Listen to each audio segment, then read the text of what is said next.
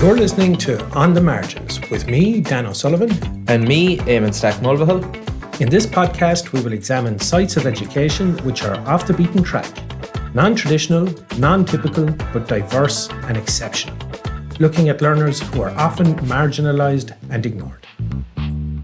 We picked the best looking of our guests for the first visual recording. So we have Joe Power here from Restorative Living. So Joe, you are a restorative practice trainer, facilitator. How would you describe it? That's I suppose the title. Yeah, restorative practice trainer, facilitator. A bit of a mouthful. Usually have to break it down for people. Some people have heard of it already. I know the two of you have definitely heard a little bit about it already. We might get into that in a while. But yeah, most people still wouldn't understand it when I say it. And I kind of ask the question, have you heard of it? And I don't know, maybe 15% of people might have.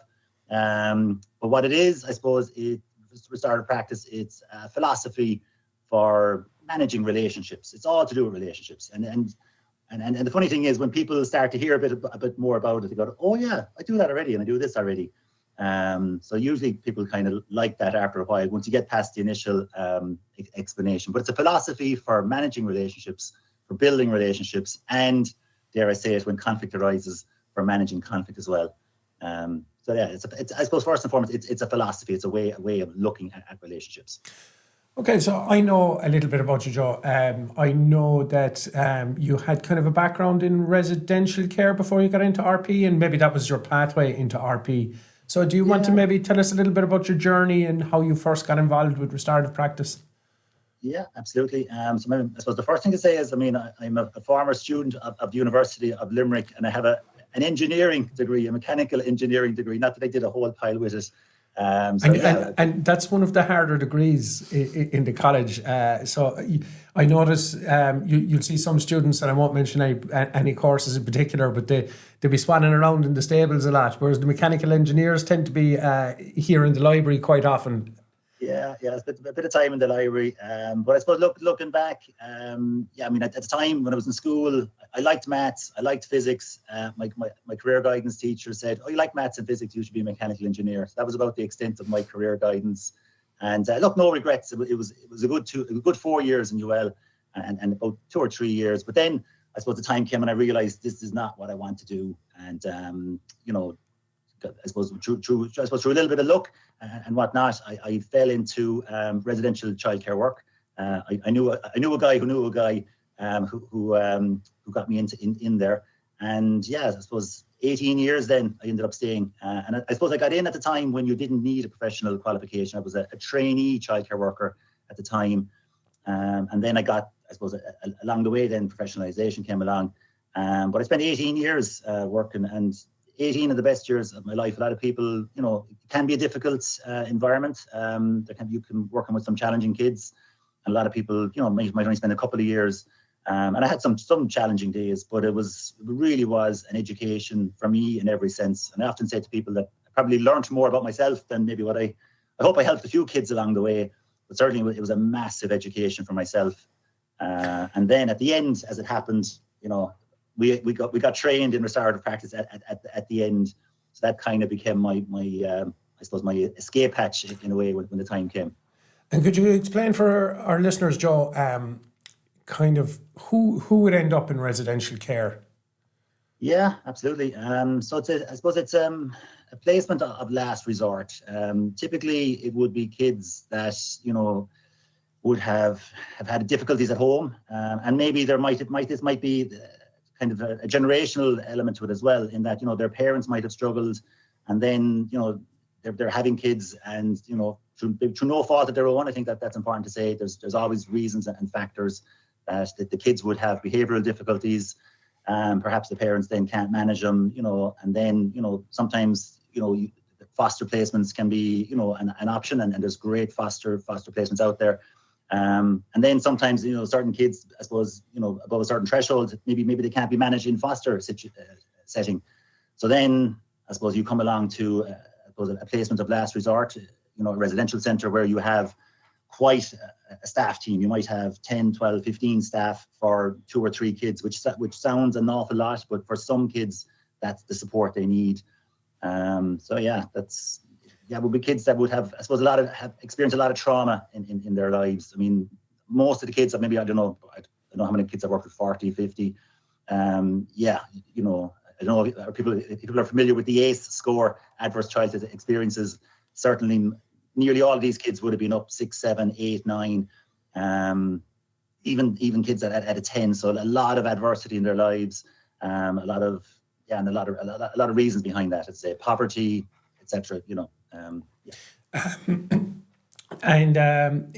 when children are taken into residential care, would it be common that there would be some element of offending would have taken place? Was it an alternative to what was the juvenile prison there above in Mountjoy that was closed? St. Patrick's, yeah. Was it? It's like I know there's likely to be a lot of kids who are going into residential care who would not have offended, but is there a certain amount who would have?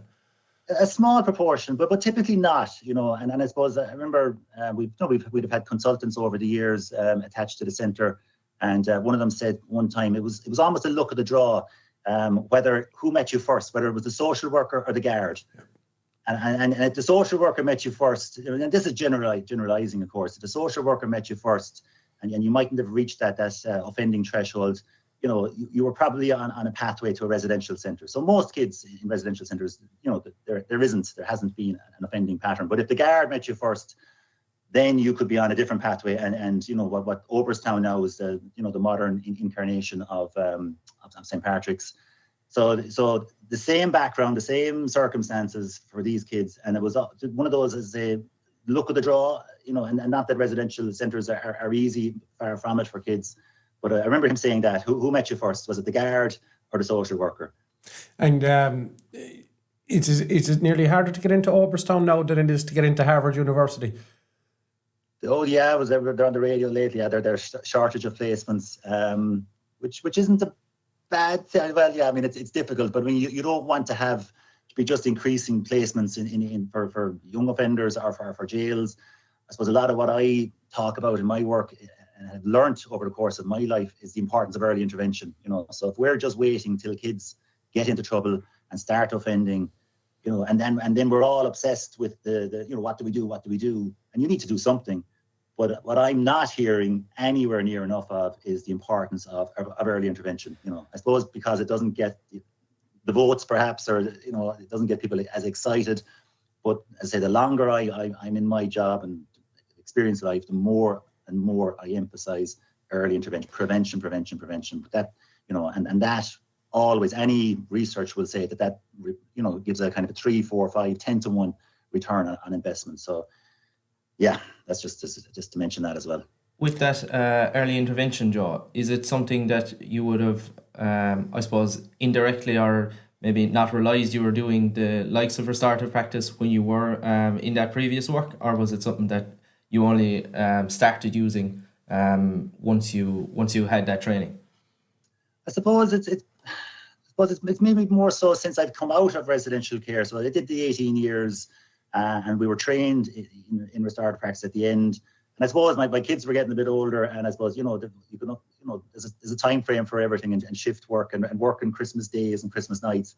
And long story short, the lady that trained me in restorative practice, Caitlin Lewis, went on to another job. So I saw the opportunity to take her job. But I suppose where I'm headed with this is, you know, when I was working in the community then, and training, and I'm working with schools, and I'm working with teachers, and then I was working with residential centres, and I'm seeing the importance of school and education. And I suppose I'm working with teachers, and previously I'd have been maybe bringing kids in trouble to school, you know, from the residential centre, and now I'm kind of working with teachers who are struggling with that profile of kids, and you know, I don't want to generalise too much, and I'm seeing the importance of if those teachers are a bit more skilled in dealing with kids in the classroom and managing to support and understand behaviour and support behaviour and just, you know, maybe steer them on a better path. And small changes compounded over time can make a big difference. So it was really, I suppose, when I started to just see the the connections through interacting with schools, residential centres, doing some work with probation officers, and the importance of these kids. If we can get in there earlier and earlier, perhaps we can prevent a lot of them going to residential. You won't prevent everything, but you can certainly make a difference. Absolutely, yeah. And as you mentioned, the return on investment there is massive. What does the likes of that early intervention look like when you go to a secondary school or you go to a group of teachers? Well, I suppose what it looks like. If even to start with a primary school, what it looks like there. And again, I'm not just saying I'm not a teacher. I haven't. I've had some kind of, I suppose, experience in classes where just facilitating circles. But I've worked with a lot of teachers now in a lot of schools, and the teachers that embrace this. A lot of teachers have been doing this anyway. Just to say that, some it's not new, but the ones that embrace it, take it on.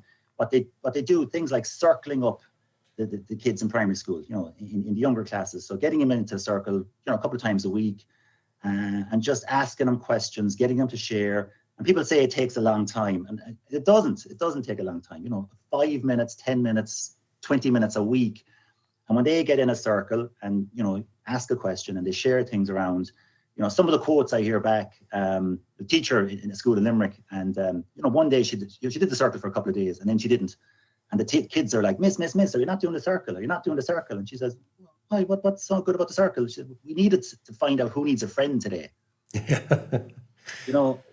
Someone else. I like the circle because no one has to be lonely anymore. Yeah. So things like that. So they're kind of practicing kindness skills. And what I like you were saying earlier about early intervention, and so often we kind of say, how did the situation get so bad? But by going into primary schools, you're kind of bringing in a bit of upstream thinking. Before this child is so alienated, pissed off, and has so much resentment and guilt and shame built up inside of them that they act out and do all types of things as maybe slightly non-functional adults, or kind of lonely or resentful adults. If they could find out a way to talk about their feelings and not get so isolated, or these built up feelings, and then this kind of current or torrent emerges, and you have all this kind of acting up behavior. So it's good to put it into the primary schools. You've used a great term there, that upstream. That's one. I think I bought the book Upstream. I have it somewhere. Oh, there's a book. There's a book. Yeah, there's a book, Upstream. Oh God, I can't think of the author now. Yeah. But it's a quote that I use as well, and hopefully I'll remember the quote. Bishop Desmond Tutu. There comes a time when we need to stop just pulling people out of the river. Yeah. We need to go upstream and find out what's causing them to fall in, and everyone's working hard. I know teachers might be listening to this, and SNAs, and everyone's working hard, but you kind of have it more of a choice than you think, and you can be working hard at the downstream, pulling kids out of the river. But if you can bring in some of this thinking, bring in some of these skills, and start working harder upstream, anything I've heard, you will save yourself a lot of time. There's as teacher educators, myself and Eamon, I think there is very much a need to recognise the emotional development of young people, and I think there are things being done to kind of recognise that there's a body of work to be done there. I think a lot of this may have been done in religion before, but that's kind of taking a back seat as whatever changes are happening in society, and maybe the way we're addressing it now can be a bit clunky. I see things like well-being indicators in lesson plans, and I'm there. Is that the best way to go at this? And I certainly think restorative practice is much more kind of structured and beneficial way to go about it. Do you have any opinions on that? Or yeah, well, I suppose restorative practice, it's also a practical way. You can teach skills in isolation, and maybe, I can't speak too much about the well-being curriculum, but I suppose you can teach skills in isolation, and are they going to are those skills transferable? Or you can teach skills through something like restorative practice, and actually, kind of kill two birds with one stone. What am I talking about? You can have, again, that circle, right, that I spoke about in the primary school. That can be replicated and is being replicated in a secondary school. So if you have kids in a circle, hypothetically, imagine this, and you're asking them, you're teaching them something about, I don't know, the Vikings, or, something just top of my head, and asking them to, what is one word that you associate about the Vikings, and getting them to, everyone to share out. So that's teaching social, emotional skills. They're having to wait their turn, they're having to listen, they're having to pluck up the courage to speak. Some kids go through entire days without saying an awful lot, so they're actually finding their voice, and at the same time they're learning and sharing about the Vikings. So you can teach skills in a practical way as part of the class, and even you mentioned social emotional skills. I mean, one of the suggestions that I use, I don't know how many teachers take it up, is to have a 2-word check-in with their students, 2 feeling words.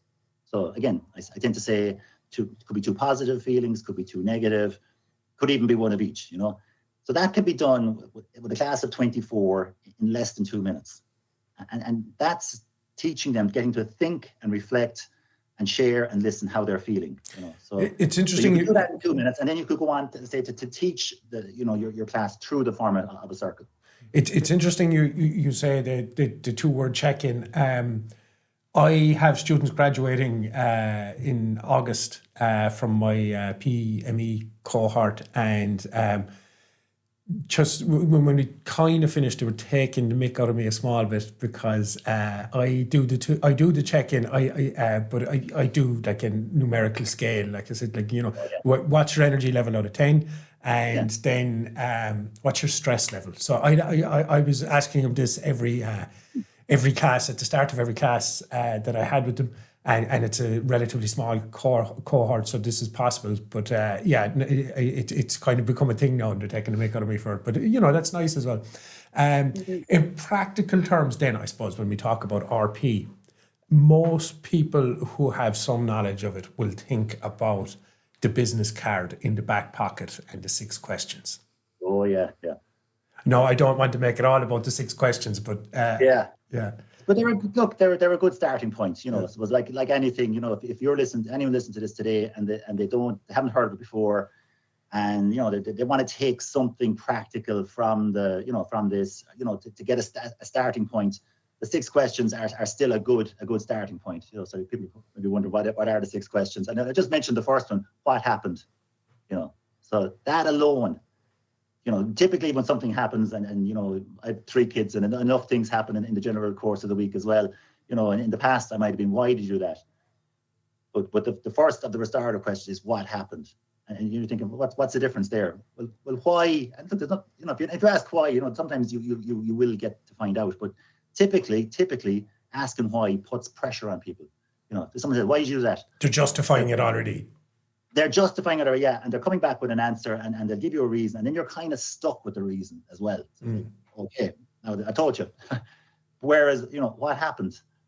You're opening up a conversation, and maybe you've come into a situation, maybe you have some assumptions about what was going on, and maybe you could be right, but a lot of the times we're not. We don't know. We haven't been there.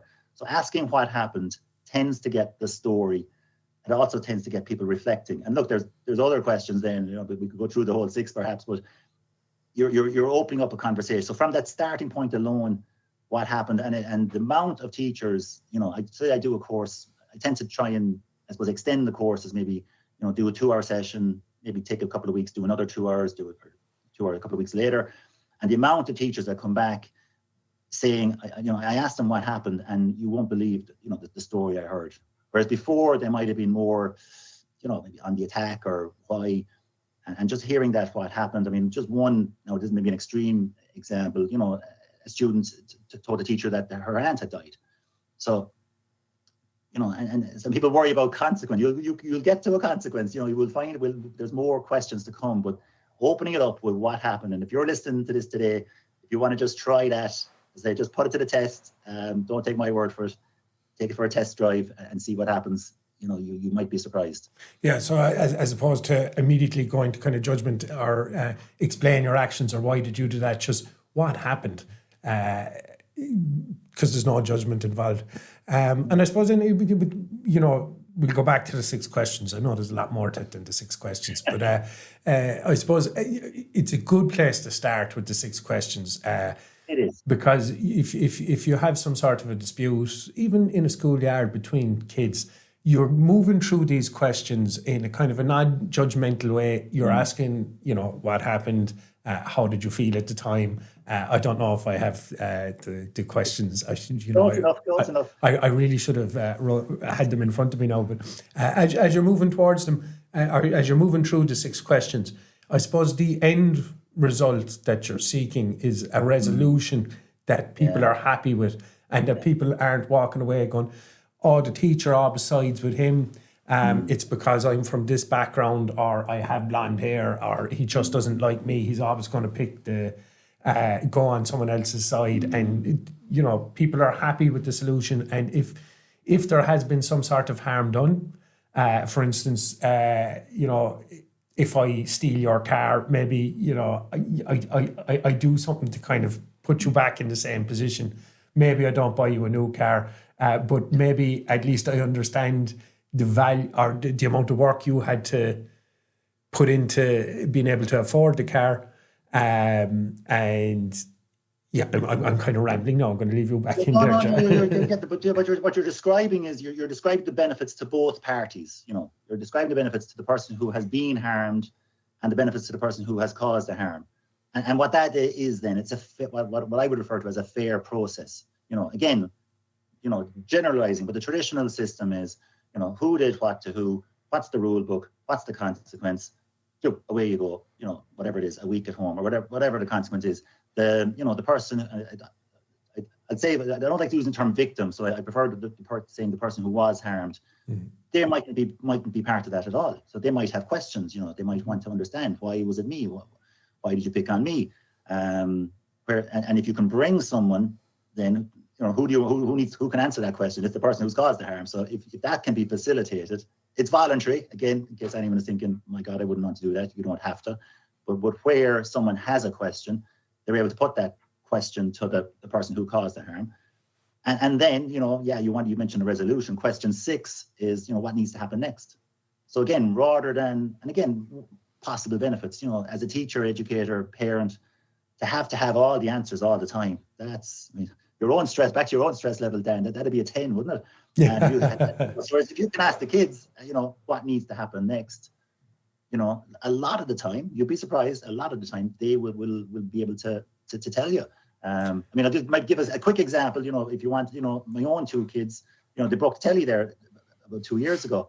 I tell this in the training, €600 telly, and one of them had thrown a remote at the other. So, one of them, I suppose, was broke, if you like. The other guy had only ducked. But I asked them, I said, how much responsibility are you taking? The fellow who hadn't thrown it, if you like. It wasn't one of the 6 questions, but, I was talking to the both of them. You were both involved. And he, the fellow who threw the remote took 60% responsibility, and the fellow who ducked took 40%. And they agreed, but believe it or not, then to fork up for a new telly. And we thought we took a little bit of a hit ourselves, but we went through a fair process. And they mightn't have been happy necessarily doing it, but they were happier. They felt heard. They understood. So another benefit, us, the adults, telling the kids what they're doing, at some point they're just going to zone out. Whereas when we ask them questions and involve them in it, we're also teaching them skills about reflective thinking, consequential thinking, all that. So you're teaching skills by doing this as well. So I'm going to hit you with 2 kind of questions here, Joe. So going back to the idea of upstream. So let's go downstream for a minute, and let's say there's a guy and he's after doing something unspeakable, terrible, the worst crime you can think of. And he's done the worst crime you can think of, and all the other subordinate ones to that you can think of as well. And you're saying, how did this person end up like this? And if we take a step back then and say, that restorative practice does come from justice and the justice sector. That's why, going upstream, you want to bring it into schools and you want to prevent someone from, and making sure that, they're listened to and they have this emotional awareness developed throughout their life. And so we might go and talk about the background of restorative practice and justice in a minute, but I also want to talk to you a little bit about classroom management and for initial teacher education. When I get, and I'll have a new cohort now in September again, and I'll have all these trainee teachers, and it'll be their first day, and I'll be looking down at them, and generally their major concern is about classroom management. And are they going to have a classroom full of Che Guevaras who are going to rebel against them and overthrow the authority in the classroom? And I always kind of try and talk to these trainee teachers and say, if you can get the relationship right, then if Che Guevara doesn't feel oppressed by a fascist regime, he may not feel the need to rebel, and you won't have these issues. And there's other things then, like if you know your students' names and you know what's going on in their lives, and how's Auntie Mary and all the rest of it, it tends you will have an easier life. So I've kind of hit you with two things there. One is the classroom management aspect of things, and the other is the restorative practice background in justice. And I'm going to leave you go wherever you want with that, Joe. Yes, but the first thing to say is, it sounds like you're doing a lot of this already, whether it's the benefit of the little bit of training I did with you or not. So that I think that's important to know as well, that teachers have these skills already. Things that. So again, I don't have a teaching background. I'm just conscious of that. But like things like knowing your students' names, really, really important. Simple stuff. I've heard of teachers who do an initial ask me anything session. So ask me whatever you want to know. Obviously within reason. Building the relationship. So that could be. I suppose I'm just gonna go with different thoughts here now. That probably is daunting though. Even at the start, no matter what, first day, first week, first year, it's again, go back to my own starting in residential care, it's not easy, okay, I appreciate that.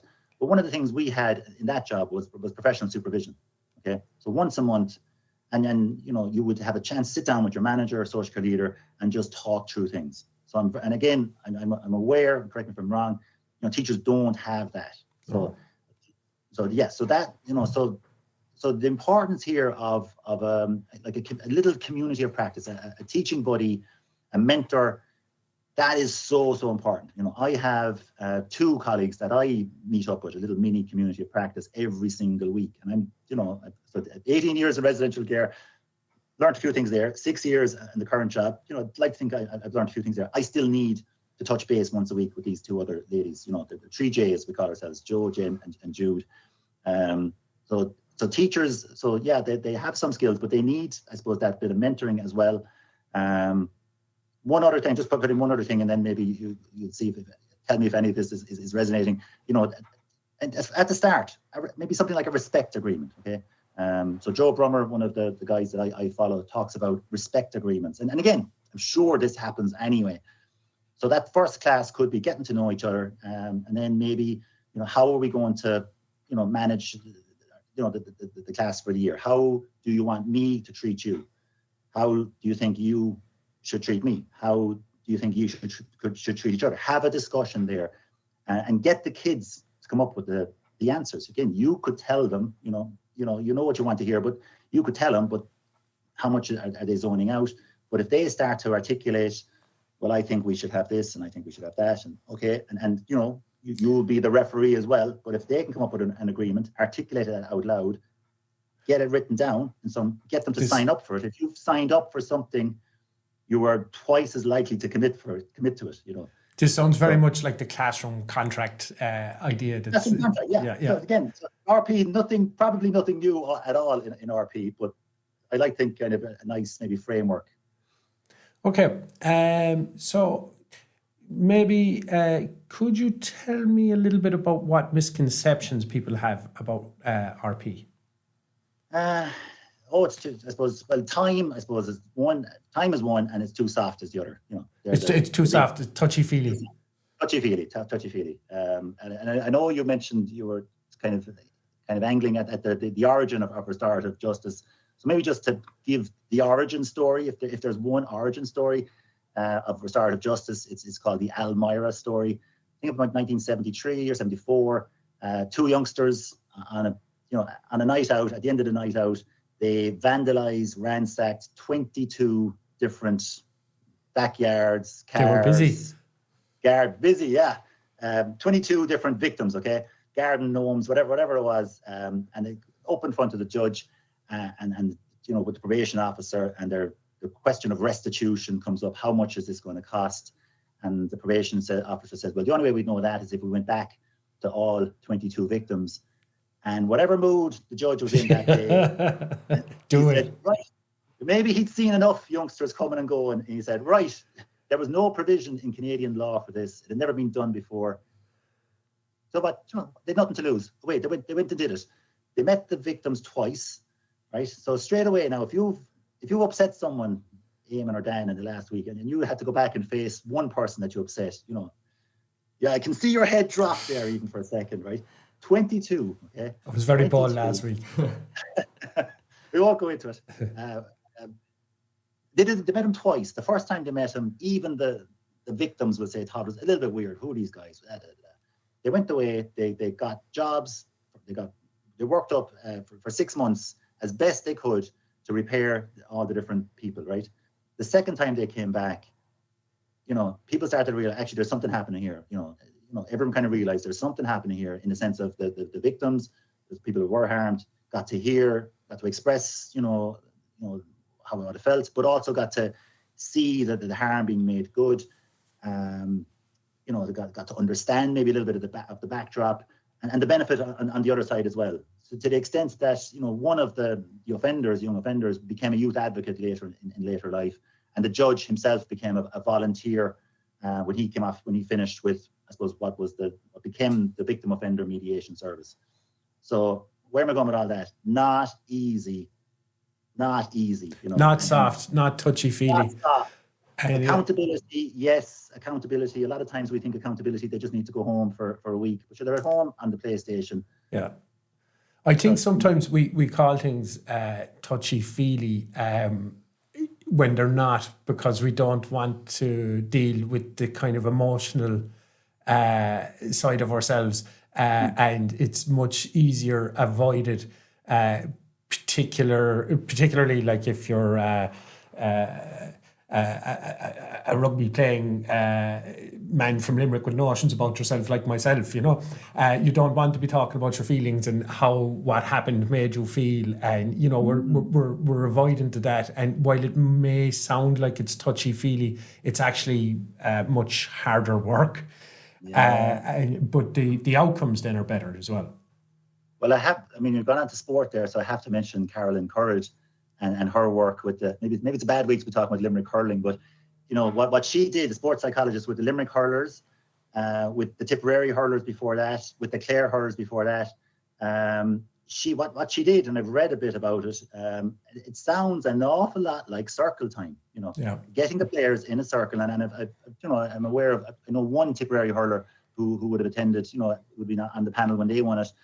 And he said, yeah, there could be tears, there could be laughing, but he said that brought the team together. So, yes, there you go. So if sports stars can do it and see the benefit, but being supported to do it, I suppose that's, you need to be supported to do it. You can't just decide to start doing this in willy-nilly or scattergun or in the wrong place at the wrong time. It needs to be done in a safe, structured way.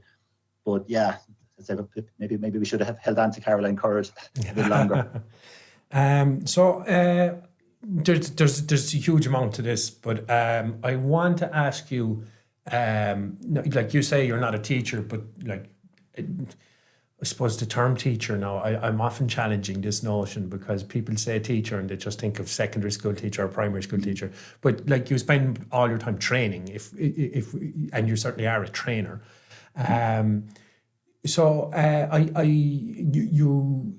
You were working with the Childhood Development Initiative, and now you're... Yeah, so that'd be... So the CDI TALA, so I would be a CDI TALA trainer. So I deliver some of their training. I'd be that's known as a quality specialist for them, but I deliver training for them. But I also deliver my own training, I suppose. The name of that is Restorative Living. We can get you at restorativeliving.ie. That's the company name, yeah. Yeah. So can you tell us a little bit about because in case there's school leaders listening or other potential clients for you, can you tell us some of the training services you provide and the groups you work with?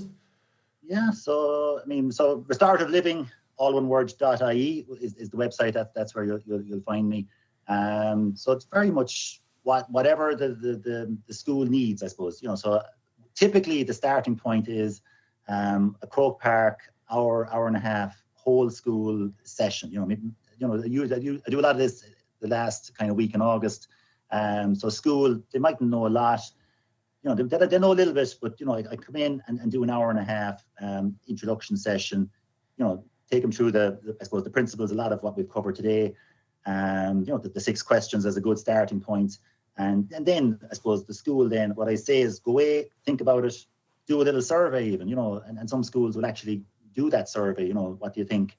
And after that, then if a school is interested, what I would advocate is training up a small team, because in any staff team, you have all different characters, people at different places in time in their career. But usually there's maybe 5-10% of that team are interested and energetic. So to start with a small team and do 6, 7, 8 weeks of sessions and get them up familiar, get them over the humps and the bumps, and get them familiar, get them using it, and then they'll spread the word. So they'll be having the conversations at lunchtime or whatever, and they'll spread the word. And beyond that, then if a school is things are going really well, I suppose a number of schools that I've worked with. Then, and this is maybe through my CDI work, CDI TALA, you can I suppose train staff up as trainers, which is really fantastic for a couple of reasons. One, I suppose you're giving them that extra recognition, skill, confidence, competence, and then they can deliver to their own colleagues, on and on and on. So I kind of do myself out of a job, but luckily there's enough demand there that are interested. But it is great when schools can develop that self-sustainability. And the last thing I'll say then on that is, and if you're a CDI trainer, you're kind of plugged into a national network then, so they run communities of practice online, which is really important. So, the trainers themselves, they need their support. So I have my 3Js, they would have a wider community of practice as well. So, there's layers to it. And I think, oftentimes the first thing is just sitting down with a principal, deputy principal, and just explaining the possible pathway. So not just I suppose starting with maybe with the end in mind or knowing where this could go. I think giving them the wider picture, and then they'll decide themselves how far they want to go, what they need. Okay. And I suppose if you are a school leader listening, and I have spoken to school leaders about this and I've interviewed some of them, they do say that it does transform the atmosphere within the school, particularly where you have a lot of maybe students being kind of unkind to each other. There's negative relationships. It certainly makes an improvement in that sort of thing. I also you published was it this year, the workbook? Are we calling it a book or a workbook? I'm calling it an ebook. An ebook. Did that come out this year or last year? It came out, was it just before or after Christmas? God, either side of Christmas. It came out last Christmas. We'll call it Christmas. So it was a collaboration with one of my 3Js, compadres, Jen Little and myself. So I suppose we looked at typically. I suppose why do we do a book? And so a lot of what happens with restorative practice and other training initiatives is they do the training, they really like it, and it's great for 6 weeks or 6 months, and then it slips back. Forget about it. Forget it, and then maybe life takes over. So the idea behind the book, and then we're talking about maybe revising it and hopefully maybe get a hardback version in time, is yes, it introduces the principles, but what it does then is it introduces little kind of worksheets, maybe on a monthly basis. So the invitation is to take one aspect of RP a month and just maintain the practice, because it's like a muscle.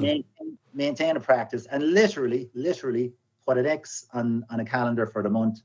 And look, if you miss a day, that's fine. But a minute, 2 minutes a day, just ask him what happened. And I did this for my own Tai Chi practice a long time ago. I put a big fat X on the calendar for the month. And you know what? By the end of the month, it kind of got in my head, and I didn't need to use the calendar. I just do that 10, 20 minutes of training a day. So the book, I suppose, an attempt to embed the habit, the consistency of RP. And the idea is 12 aspects, 12 months over the course of a year. You mentioned Tai Chi, and I'm not going to ask you any questions about that because I am conscious that you are supposed to be heading off to Mayo fairly shortly. So, that's right. But I will ask you one final question, and this is around sport as well. There, I think it was the 1st of May, Joe. I had spoken to you prior to the Great Limerick Run, and you had informed me you were doing the 10K. And this happens to me a lot. When I tell people that I'm doing kind of a long run, they kind of have a good look at me and they decide they can do it if I can do it. But I was going out the Ennis Road there, and I saw you coming the other direction, meaning you were at least a good 45 minutes ahead of me. Is this down to your longer legs, Joe, or no? Did you do a lot of training? Or we're going to need another 10 minutes to answer this question. Okay, I noticed your other blog post on this very recently as well. Did you? Oh, right, that explains it. Yeah. I was looking out for you on the day, all right. I did the half marathon, and I've written a little Substack blog post on the whole journey. Long story short, a friend of mine did the 10K last year, talked me into the half marathon this year, which was great. And I told everyone, so I'm kind of contradicting myself. I told everyone, I'm only doing one. That's it. Public commitment. What did he do that night? He's talked me into the full marathon. So I've done a 2-hour run already this morning. Good man. So that must be a good friend. And we might finish on this, but they say a good friend will bail you out in the morning, but a really good friend will be in the cell with you. You better be doing the full marathon. You better do the full one with me. That's sheer masochism. Okay, Joe, we might stop recording there, and we wish you all the best. Yeah, you too. Thanks, guys. Appreciate it. Thank you, Joe.